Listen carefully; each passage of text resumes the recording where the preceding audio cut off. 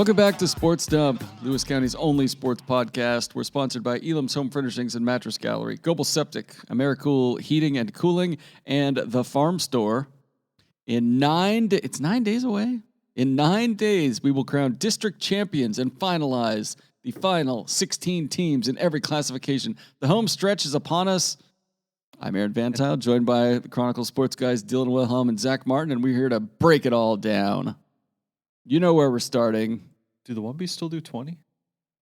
I don't know. Actually, At least 16 teams in every classification. Several teams. A lot of teams. We will start Too many with teams? the 2B District 4 tournament. And from there, we'll start with the boys, where Dylan and Zach witnessed some district quarterfinal doubleheaders last night in Rochester and Centralia, respectively. On Ron Brown Court here in the Hub City, Toledo won a wire-to-wire over Mossy Rock 87-48. Trevin Gale led the Riverhawks with 24 points, and Adam Kruger chipped in 17. And then in the second game, there was a thriller for half, and then Adna reached another gear to upend Rainier 68-51. Landon Klein and Trevin Salmi both scored 22 for Adna. So, Zach, what really stood out in those two games you witnessed here in the beautiful Hub City? I'll start with the first game. Toledo controlled from the opening tip. They scored the first 8, scored 30 in the first quarter, had a 15-2 run to open the third. I mean, just kind of what you expect from a reigning district champ in their first time out to set the tone for the postseason and hopefully be able to repeat. When they're out in transition, they're fun to watch and really good. Trevin Gale was, a force down low. I think he had 11 points in both the first and the third quarter. Just all around really good ball movement around Mossy's zone, and just took complete control. And then Adna Rainier, defensively in the second half, Adna was much better. They went on a 12-0 run after Rainier cut it to 2 in the third. Just played better man-to-man defense. There were, I think I counted like 4 or 5 guys that took turns on defending Peyton Schaefer of Rainier. He still scored 17, but they were not an easy 17. And Landon Klein, Luke Salmi called him deceptively quick, but when he was off the dribble and get into the lane, he was able to draw contact and get a lot of free throws, and made some hard layups too. So good wins for Toledo and Adna in their first games of districts. All right, moving to Rochester. Napavine started off slow, but wound up beating Forks 55-32. Leighton Griffith led a balanced Tiger offense with 14 points. And then Onalaska almost rallied late in the fourth against Ilwaco, but a couple turnovers cost him in a 67-61 loss. Ethan Thayer recorded a 19-point, 14-rebound double-double. Dylan, what were the big takeaways from those two? Starting with the first game, the Napavine game, what kind of stuck out to me is how, they always put up gaudy numbers on offense, or typically, right? Like in their first round matchup against, I think it was Warren White Pass, they almost hit 100. They probably should have. Missed some shots late. Put up almost 100. They win by 50. We've seen them win like that. And their defense has always been solid, and I'm sure they've won games like this throughout the year, but that was the first time I had seen them win a game where it was really, defense first. Like that first half, they'd admit, like, it was pretty ugly by their standards. It was 22-14 at half. Neither offense. It was just kind of one of those games where the ball just didn't seem to be falling for anybody. But at halftime, they had only given up 5 points in the second quarter. They come out, they outscore them 21-3 in the third. The offense kind of gets going a little bit. It looked a little bit more like the Napavine offense we're accustomed to seeing in that third quarter. But overall, it was nice to see them kind of have to win a different kind of game as opposed to their first round win when the offense did put up 80, to see that they're capable of both. I kind of knew that, but it was good to see in a postseason environment. And then Ani, they just couldn't get that big shot late. They just couldn't get that bucket that you would hope to get in a close game to either, get within a possession, or at one point it was tied. They couldn't take the lead in the fourth, and then just a couple turnovers. They just kind of ran out of gas late. It was a really intense game, very physical, very chippy at one point. There was a tech given in the second. There probably could have been a couple more, but the refs were able to get on top of it pretty quickly. Onalaska did score 26 in the third to kind of I think they were down 12 late in the first half, but they put up 26 in the third to tie it going into the fourth. Mm-hmm. But at that point, the size of Owako and just the relentless pressure driving the baseline and getting some easy layups, but they also hit some tough layups. Like those were the shots that they hit. And when, like Fred Sturz said after, if they weren't hitting a shot, they were getting an offensive rebound and getting a putback, or they were getting to the line. Like those are the kind of things that happened a few more times for Owako that ended up making the difference in the game. All right, so looking at the bracket on Wednesday at WF West, you've got Napavine Adna at 6 o'clock, Toledo Ilwaco at 7:30. Those are your district semifinals. Those are winner to state games, and the winners will play in the championship next Saturday. next Saturday. Saturday. Next Saturday night. And then in consolation games, you've got MWP Mossy Rock. That's tomorrow night in Centralia. You've got North Beach on Alaska. That's also tomorrow night in Centralia. You got Raymond South Bend Forks, and you've got Tudor Lake Rainier. Those games will be tomorrow night in Rochester. So the big question, Zach, if Ilwaco beats Toledo, will you finally stop calling the fishermen frauds? Yes, Okay. I will. If they make state, will you stop calling them frauds? Well, I mean, if they beat Toledo, then they will make Yeah, state. but if they were to lose to Toledo, but then go through the bottom bracket, I would is see that how fraudulent? I would see how they look against Toledo. They've got two games left to win one. Yeah, And and then they would. I think they would be the favorite to come out of that bottom half because they'd be in the bottom half. if they were they to would be lose, in the bottom half with Raymond South Bend, Forks, Tudor Lake, and Rainier. I would put them over Rainier right now. I thought Owako looked pretty good. That's the first time I saw him. Even asking, like, I asked Caden Kelly after the Napavine game, like, had he seen Owako, what he thought of him, and he didn't really know. Obviously, the P2BL typically doesn't get the benefit of the doubt, but the general consensus among coaches this year is that it seems better. And that was the first time I had seen anybody from the P2, well, aside from Forks in the first game, but there was never really a doubt in that one. But I think Owako has the size to at least, give Fallon some trouble. I don't know if they're going to be able to. I mean, you can't really stop. No, Fallon. but Obviously, if it's gonna come down to how much they can slow Toledo him has a down. poor shooting night, then I think Owako can take advantage of that. Yeah. Okay, so Adna beat Napavine by 3 points and by 5 points in the regular season. Who wins round 3? Remembering that it is tough to beat a team 3 times. Tennessee, correct. People always say that. That people do say that. I think I'm going to stick with it, and I'm going to pick Adna. I think they're going to beat them for the third time. All right, Adna does have a little more postseason experience, I think. I was going to pick Adna, but just for the show, I'll Just pick for Napavine. content's sake, Just go for to content. Napavine. Like you said, it's hard. Yeah, it is I'm hard. going Adna, but I feel like Napavine's they're scary. They're so balanced. They are scary. I will agree with that. I don't know. They strike, just looking at boxing, they strike me as a streaky team for some reason. They can score. They can. Leighton Griffith's Yeah, been they hot, can heat been up hot and in the just post. pour in points. So, yeah, I don't know. I think that's going to be the best game of the semifinals. Oh, I agree. And then of the 4 teams in the bottom half, Morton White Pass, Mossy Rock, Rainier, on Alaska, who can reel off 3 wins in a row and punch a ticket? So Audie's in the top half, right? With Morton, White Pass, Yeah. Mossy, and See, North Beach. and then the Adna Napavine losers in the top half, and the Toledo Owako losers in the bottom half.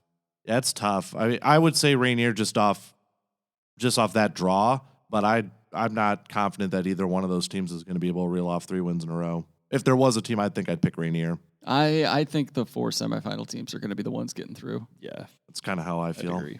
All right, this podcast brought to you by Global Septic, providing septic service and portable sanitation for Thurston, Lewis, Mason, Cowlitz, and Grays Harbor counties. Septic pumping inspection, riser installation, commercial septic pumping, grease trap services. You never know when you're going to need those. And they'll rent you a porta potty and a sink to go with it. Visit globalseptic.com, GOEBEL septic.com, or call 736-2167. Sticking with the 2Bs on the girls' side, once again, it was a quarterfinal doubleheader in Centralia and Rochester. Dillon was the 2 games in Centralia where Adna cracked its kryptonite. You spelled kryptonite wrong in the notes. It's Damn with a it. K Iowa State. in Morton White Pass to come away with a 67-43 win. Spelled with a C like corn.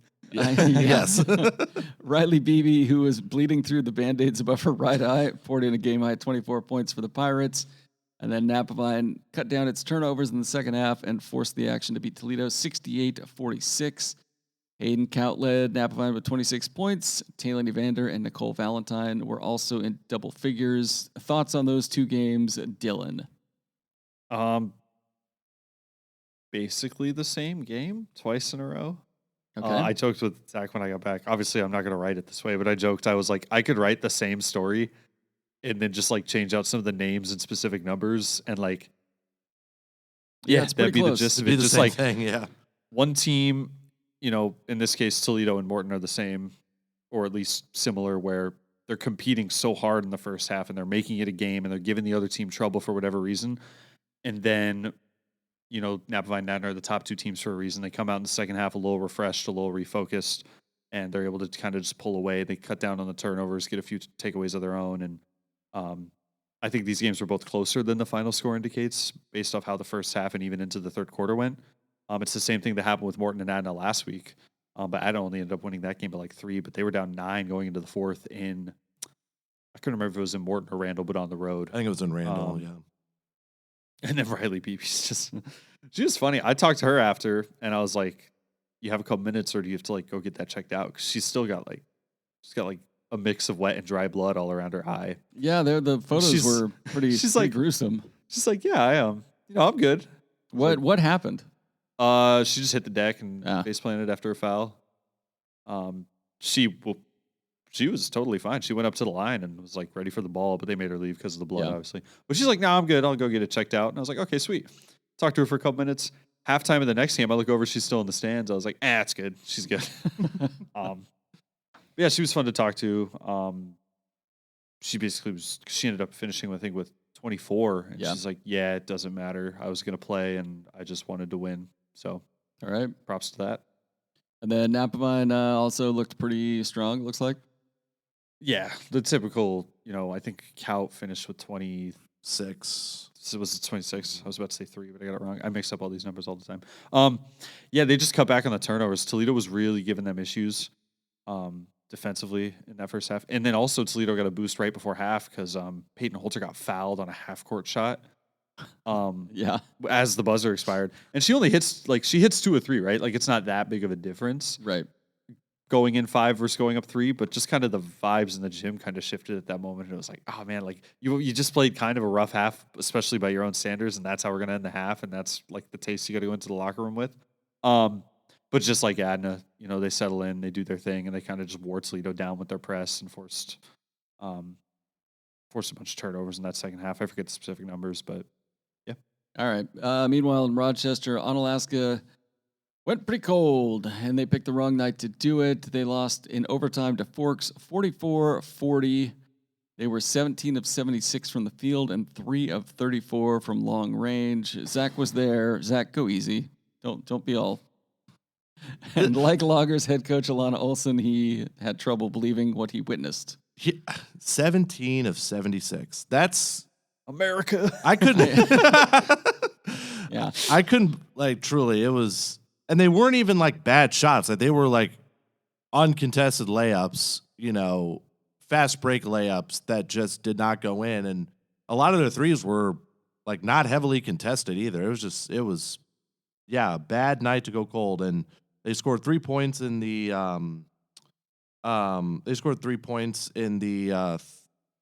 fourth and 4 points in overtime. They went 10 plus minutes without a field goal. It was bad. That's unfortunate for them. That's the second straight year they've lost to a P2BL team in the quarters. When you think that they're right on the edge of getting into the semis and just not being able to finish the deal. All right, so here's how the bracket looks as of Thursday. There's games tonight. Your semifinals: Forks versus Napavine in Kelso on Tuesday night. And then, yes. And then Adna versus Tudor Lake, also in Kelso, also Tuesday night. And then tonight's games, Mossy Rock, Morton White Pass in Centralia, Ilwaco versus Raymond South Bend in Centralia, Chief Leshai on Alaska in Rochester, and Rainier Toledo in Rochester. We don't need to really worry about the consolation games too much. Who do you guys have in the semifinals? Adna Napavine? Yeah, I would. I'd be shocked if it wasn't. Yeah, I mean, I think Tudor will give Adna a game, but I think Adna will win. All right. This podcast brought to you by Elam's Home Furnishings and Mattress Gallery, located at 1530 South Gold Street in Centralia. I haven't even cracked onto the website yet. We'll just do a quick glance to see if they got any new Any new deals? Any new featured categories? How much money can we save at Elam's today? So much money. What about, you know what, Zach? They got some kids' beds. Oh, how nice. How about some bunk beds for little Theo? Well, hold on here. Hey, it's never too early to plan for the future, my friend. I suppose. You can get a Frandern twin loft bed, only $830. I don't even think that's not even like a. That's not even a bunk bed. You could like store some stuff underneath it. Totally. Maybe you could throw another bed under it. Only I like see a what they got here. medium-sized chunk of rent. Yeah, Right. Literally. but start to think about these things. But Theo got his own. He's still a crib boy. Yeah, he's got his crib. All right. Well, someday he won't. No, someday he will have his own bed. Visit Elam's Home Furnishings online at elamshf.com to see more of their great deals. And now we move on to the 1A District 4 basketball bracket, where the Tenino girls beat Fort Vancouver 38-36 to advance to the double elimination portion of the tournament. They'll take on Trico champ Seton Catholic in the quarterfinals on Friday. Charlie Jones led Tenino with 19 points, and Zach talked to Kersey Gofinch afterwards. Yeah, she was obviously really happy. First district win for them in 4 years since the 2022 postseason when they went to the district championship game. It's another step in the right direction. They lose that Pigtail game last year. I think they lost by single digits, and then they beat Fort Vancouver by 2. Did not shoot the ball well. I think they had the halftime score was 9-7 Fort Vancouver. Oh boy! And Tenino shot 7-26 from the free throw line for the game. But they turned it on the second half. I think they scored it'd be 31 points in the second half. It's now they get it's 2 more games. Could get 3. If they steal one of those. Beating Seton Catholic is a tall task, obviously, but it's basketball. Weird things can happen. Right. But you never know. It's a really good stepping stone for that program. Did that pigtail match come down to? Did Kersey mention anything? It didn't come down. It didn't come down to like the final shot or anything. Fort Vancouver had a couple looks, is what she told me, and then they would hit. Tenino would hit like 1 of 2 free throws, I think. So yeah, nothing. It wasn't in doubt. Last year, in their loss in Castle Rock, it came down to a final possession where they couldn't get a potential tying shot off, if I remember correctly. So it's cool to see them on the other side of one of those tight elimination games early. All right, let's do. In the 1A District 4 boys pigtail, Rochester, our dear sweet Rochester, saw its season come to an end with the 69-57 loss to Columbia White Salmon. Tyson Canales had 25 for Rochester. Successful season for them. Absolutely. Yeah. They're going to be really good here in another year or two. Mm-hmm. As long as one of those freshmen can grow a couple inches, they're going to be really good. I think Caleb told me, I saw him yesterday at whatever day that was at some of these games, that his top 6 scorers from that game were a sophomore and 5 freshmen, if I remember correctly. Nice. So they'll play here in another year or two. All right, a real quick rundown of the 1B brackets. PL blew out Merriam Knight 60-20 in the quarterfinals. They'll play Tohola in the semifinals next week. And Oakville lost to Tohola and will play Merriam Knight in a loser out. Was there only 4 teams in this tournament? No, there's. It's an 8 team, but they were on the same. Okay. They were on the same half of the bracket. Yeah. On the boys' side, Peel and Oakville are now in the elimination part. The Trojans lost to Tohola 60-56, and Oakville lost to Willapa Valley 83-36. How are we feeling about the Peel girls? Confident. I think they should be fine. I think so. All right. This podcast is brought to you by AmeriCool Heating and Air Conditioning. Your comfort is their business. They provide full-service HVAC installation services and repair with 100% satisfaction guarantee on everything they do. Maybe you install that sick bunk bed for the boy and question mark. The boy. And you put them in there and you're like, it's just too warm in here. Give AmeriCool Heating and Air Conditioning a call any time of day, 360-669-2252. We'll come by and fix it up. Visit west.americoolonline.com to learn more about all the services they offer. And now we go to the 2A District 4 bracket. The Tumwater girls moved into the quarterfinals with a 56-41 win over Hawkinson. They'll play Woodland on Friday.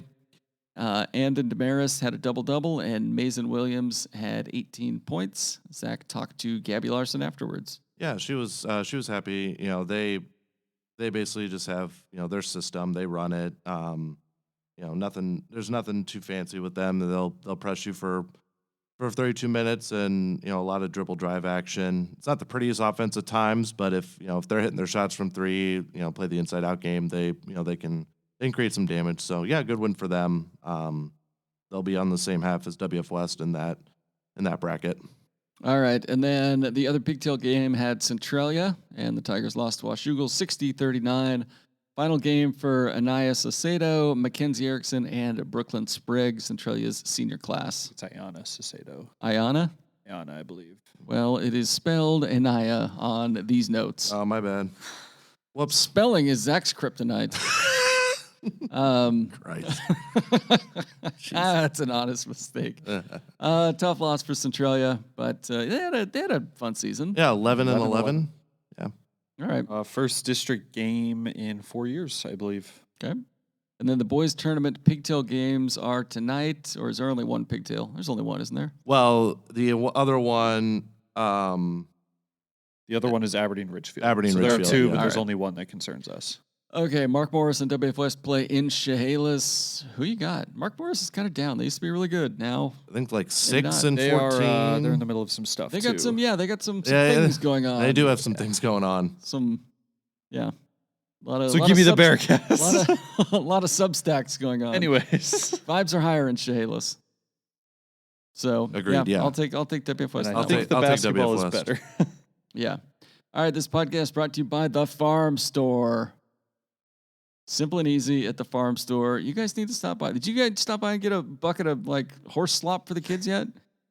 Not yet. I got to clear it by And the not wife. get some. I'll play that specific sentence though when I sell it. When I try to sell it to her. Honey, we'd be fools not to feed them a Dude, salt you lick. got to check this out, man. Have you guys ever seen? I bet Zach, you've seen a salt lick before, haven't you? Of course I have. I'm Midwestern. Of course I've seen Salt Lake. I bet Dylan's never seen a salt lick. He is shaking his head. No, Of course I'm not. Real ones, no. Salt licks are where it's at. They should have don't they have salt tablets or something for kids that cramp up in football games? They have smelling salts. I've seen people squirt a bottle of mustard. Yeah, I didn't thought know it was that. Or like pickle juice. Yeah, Would pickle you call it a juice is what I'm salt thinking. lick? I'm going to Google this. It's just like a big block of salt that you Yeah. put out for your horse or whatever, and they lick it. It's exactly what it sounds like. Yeah. There's Yeah. no mystery here. Fair enough. Anyway, yeah, Sweet. Sorry. Maybe you want one just for the kitchen table. Yeah, a salt lick for the Could you kitchen freeze table. that? Could that be a teether? Oh my God! Honestly. You're gonna give Grayson a salt lick? And a salt lick for the table, if you will, waiter. Anyway, check out the Farm Store for all your salt lick and agricultural needs at, what is the address of the Farm Store? 561 West Main Street in Chehalis, or you can check out ChehalisFarmStore.com online to learn all about cool stuff they got over there. All I can think about is that Family Guy thing where Peter's like, Lois, you know how you wanted a diamond engagement ring? Oh my gosh. That's right. I bought a horse. All right, quick wrestling recap with Zach. Who's still looking good? Yeah. So we had all the FCO League Championships and the Evergreen League Championships were last week, as well as the 1B and 2B District 4 Championships. Start with the 1B, 2B. Handful of schools with multiple champs. I think PL had one. Rainier had a couple. Napavine had a couple. Edna had a second place finisher. Ani had a second place finisher. So yeah, a lot of wrestlers from the 1B, 2B that'll be represented in Tacoma and Matt Classic. For the 1A Evergreen, Rochester's Josh Long and Chris, is it Tartios? Tortillos? Something like that? Yeah. And then Tenino's Gavin Maurer were Evergreen League champs. And then for the FCO, which is where I was at over the weekend, WFS won the team title. Not really surprised there. Grayson Searle, Ray Scalisi became 3-time FCO champs, and Grayson broke the single season pins record. He's got 36 or 38, I believe, now. And then Lewis Allen, kind of a cool story there, senior for WF West. He had been knocking on the door of a league title. He finished third his freshman year, and then back-to-back second-place finishes. He finally was able to be a league champ in a really good match at 144. think 5 reversals between him and Aberdeen's Adonis Hammonds, and then he put Hammonds on his back for some back points and kind of seized control of that match. Centralia had 3 champs. Adrian Hernandez at 106, Benito Escalera at 126, and Zachary King at 190. Tom Water had a couple champs. Alex Concepcion and Gavin Kaikinen. I think might be butchering that one. And then Black Hills had a couple champs as well. Rashid Farrar and Rourke Foss. So yeah, good day all around. And then we had the crossover tournament in Chehalis last night. Not 100% sure who else qualified for Mac Classic, but we'll catch up with them in a couple weeks now. So yeah, that's all the. Ooh, I got an email. Ooh. And then this weekend are the girls. The 2A District 4 championships are at Black Hills, and then the 1B, 2B, 1A is going to be in Montesano again, and it's now 2 days. It was 1 day last year, but now it's expanding to 2 days. All right, and then the final item on here. We were all correct on our Super Bowl LX. What is that, Super Bowl 60? 60. Yeah. Super Bowl LX takes. I have never felt better about my prediction that New England would get their doors blown off in the Super Bowl, and then it would turn out they just kind of suck and they never make it back. I feel great about that take. Yeah, it was a good take. I saw one tweet where it was like, if you're a Patriots fan, that's almost worse than getting completely blown out. Because theoretically, right? We all watched the game, so it's 12-0 in the third. Yeah. So in theory, that's still look, man, you get 7 here, you got a shot. But we all watched that game. We knew they were getting 7. Yeah, they were not. It's almost worse than getting blown out entirely. Yeah, it was. I was just I was starting to fall asleep. I was starting to fall asleep in the first half. I did dishes. That's how bored I was in that first half. I got my other work laptop out in the fourth quarter and just started firing off emails. Yeah. So yeah, congrats to the Seahawks. Bad Bunny, good performance. I liked it. My favorite take on that was somebody saying Bad Bunny showing us that the Latinas are worth a little border insecurity. That cosign, that looked great. The best take was Chris Long on his pod saying a bunch of white people just decided out of the blue that big booty Latinas are just not good anymore. That was the best take of the week. Yeah, he looked like quite the production. Looked pretty cool. But Dylan, how was the Turning Point USA halftime show? No shot. All right, no way. If there's any doubt about where I'm at, we're gonna wrap it up there, boys. Enjoy the district. What do you guys got? Quarterfinals tonight? Elimination. Elimination and games pigtail. The 2A boys quarterfinals or girls quarters and boys quarters are the next 2 days, and then semifinals start next week. So everything's blending together. Honestly, coming together. How many weeks till Matt Classic? 2 weeks? No, it's next week. Next weekend. Yeah. Starts on 2 weeks. Okay, yeah. All right. Starts on Thursday for 3A, 4A, but all of ours start on Time doesn't exist. Friday. Time is a flat circle. All right, we'll wrap it up there. Thanks for listening. We'll be back next week at some point.